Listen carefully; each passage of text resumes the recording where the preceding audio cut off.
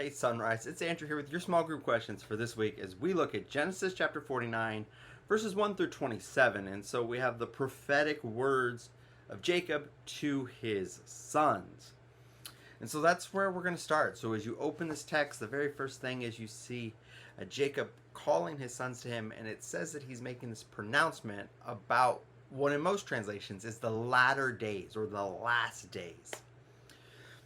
So what stands out to you in that introduction, that Jacob calling his sons to him, and that idea of these are the things that will happen, so looking forward. So as you think about these things, the prophetic role here of Jacob, we then look at the text itself. Progressing through, we have all 12 sons are present, and all 12 sons will receive a word from their father. So what stands out in these 12 pronouncements? What are some of the highlights that you read?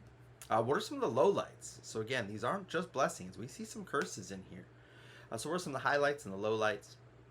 And then as you work through these verses and these different pronouncements towards them, how do you see some of the fulfillment of these prophetic words? What are some evidences throughout the scriptures of fulfillment? What are some evidences of just not of uncertainty of what Jacob means in these pronouncements? And then, of course, we come to the two big ones, which is going to be in our text, Judah and Joseph. And we spent a lot of time on Joseph last time, looking at chapter 48. But here we see Judah. So what clearly is evident in this text of Jacob's prophetic word to Judah? Specifically, we see the kingship in view. So why Judah? What are some of the things that we've seen? And what does that point us forward to of how God is at work, even here in the 12? And of course, we see Joseph's blessing again. So at the end, we have this final pronouncement. These are his words to the 12 tribes. Why does he use the word here, tribes? This is the first time tribes will come up in the book of Genesis. This is what will launch us forward into the future. But what strikes you is this idea of tribes versus sons. Why is the blessing for the tribes?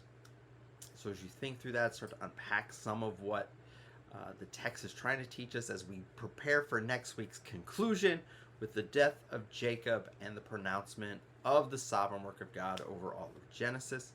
And again, looking forward into all that the scriptures have for us.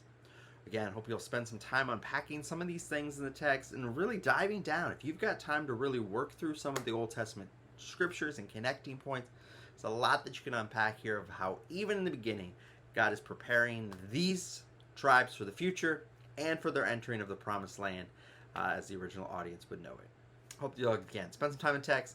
Can't wait to see and worship with you guys on Sunday as we join together around God's Word.